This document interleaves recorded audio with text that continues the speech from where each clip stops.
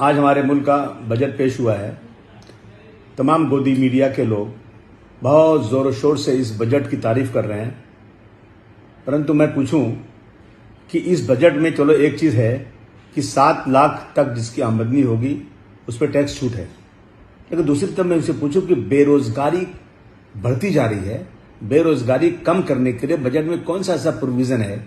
पिछले 45 सालों में सबसे ज्यादा इस मुल्क में बेरोजगारी हुई है। देश की तमाम प्रॉपर्टी, मैक्सिमम प्रॉपर्टी बिक चुकी है। सरकारी नौकरी कहां से लोगों को मिलेगी? महंगाई आसमान की तरफ जा रही है। समाज में गरीबी की रेखा के नीचे के लोग बहुत बड़ी तादाद में हैं, जिनके लिए बजट में ऐसा कोई प्रोविजन नहीं है कि शायद कि इनकी इनकम बढ़ जाएगी या इनको 2 कमरे का घर रहने के लिए और इनकी रोजी रोटी के लिए कोई अच्छा इंतजाम हो गया हो। 1947 से 2014 तक, आजादी के बाद से मार्च 2014 तक जो इस मुल्क पे कर्ज था वो 55.87 लाख करोड़ ये कर्ज था, लेकिन मार्च से लेकर 2023 की अब 2022 के लास्ट तक का मैं बताऊं कि अब इस मुल्क पे कर्ज जो है जो 55.87 लाख करोड़ था, अब वो 155.31 लाख करोड़ हो गया।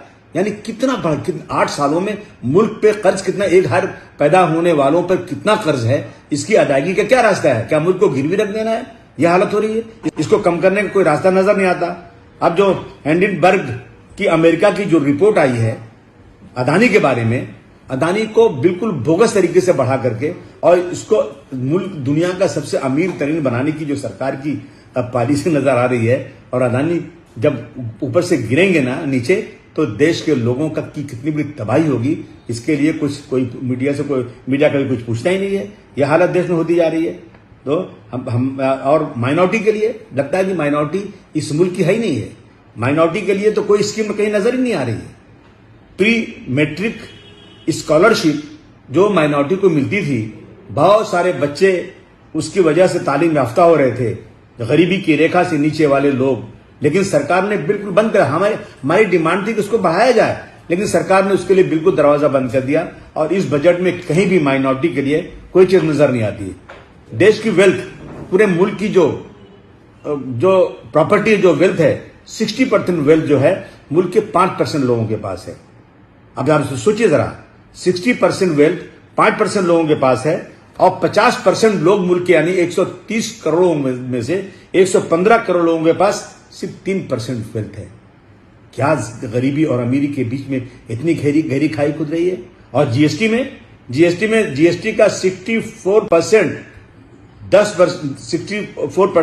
उन लोगों ने जमा किया है, उनके पास से आया है। जो 50% इस मुल्क की आबादी जिनकी वेल्थ 3% है, मिडिल क्लास के लोगों को मिला करके 64% जीएसटी उनसे आई हुई है। और अपर क्लास के लोग हैं, जो अमीर लोग हैं इधर, जो इस मुल्क के बड़े पैसे वाले 10% माने जाते हैं, 130 करोड़ में से 10% लोग जो हैं, उनके यहां से सिर्फ 3% जीएसटी जमा हुई है। मुल्क की हालत क्या हो रही है? नाबराबरी कैसी होती जा रही है? गरीबी और अमीरी के बीच में ऐसी गहरी खाई है कि शायद कभी वो बंद ही नहीं होगी। मैं समझता हूं कि बजट ऐसा लाइए कि कम से कम ये गारंटी हो जाए कि इस मुल्क में रहने वाले 130 करोड़ लोगों में से जो गरीब लोग हैं, कम से कम उनके पास 2 कमरे का घर हो, उनको इज्जत के साथ रोजी रोटी मिले, पेट भर के खाना खाएं, और उनको किसी के आगे अपनी बच्चे की पढ़ाई के लिए, अपने घर में किसी के इलाज के लिए, छोटे छोटे कामों के लिए किसी और के पास जाकर हाथ फैला के भीख नहीं मांगना पड़े, कर्ज नहीं मांगना पड़े, बल्कि उनकी आमदनी इतनी हो जाए कि वो अपने बाल बच्चों को बगैर किसी के हाथ फैलाए अपना जीवन बसर करे। तो मैं समझता हूं फिर वो मुल्क तरक्की याफ्ता माना जाएगा। फिर मैं समझूंगा बजट के लिए तमाम लोग तारीफें करेंगे। धन्यवाद। जय हिंद।